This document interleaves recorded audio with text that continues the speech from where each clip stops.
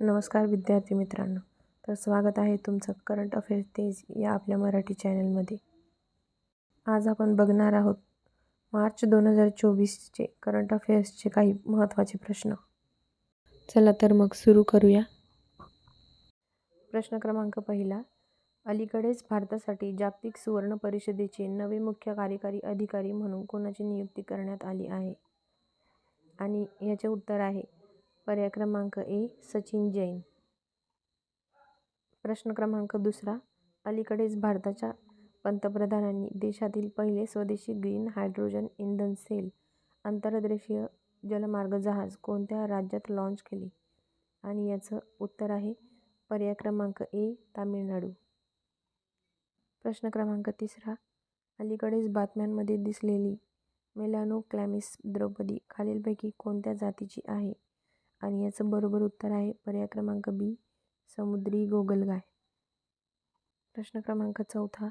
खालीलपैकी कोणत्या कंपनीने नुकतेच महाराष्ट्रामध्ये अक्षय ऊर्जा पार्क विकसित करण्यासाठी महाजेनको सोबत सहकार्य केले आहे?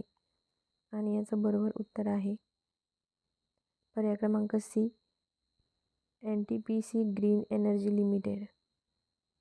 प्रश्न क्रमांक पाचवा. अलीकडेच बातम्यांमध्ये पाहिलेला सेंद्रिय खत प्रकल्प कोणत्या राज्यात आहे? आणि याचं बरोबर उत्तर आहे पर्याय क्रमांक ए झारखंड. प्रश्न क्रमांक सहावा.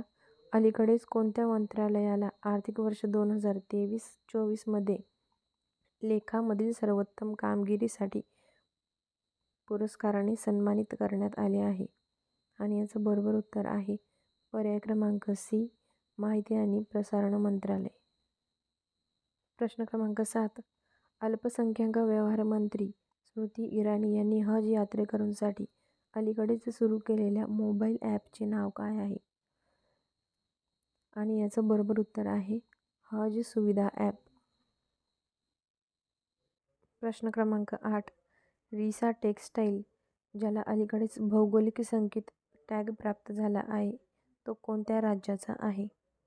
आणि याचं बरोबर उत्तर आहे पर्याय क्रमांक डी त्रिपुरा. प्रश्न क्रमांक 9. अलीकडेच कोणत्या देशाला ताम्रयुगातील 5000 वर्ष जुनी स्मशानभूमी सापडली आहे? आणि याचं बरोबर उत्तर आहे पर्याय क्रमांक सी इटली. क्रमांक 10. अलीकडेच कोणत्या मंत्रालयाने संचार साथी पोर्टलवर डिजिटल इंटेलिजन्स प्लॅटफॉर्म DIP आणि चक्षु सुविधा सुरू केली? आणि याचं बरोबर उत्तर आहे पर्याय क्रमांक सी दळणवळण मंत्रालय.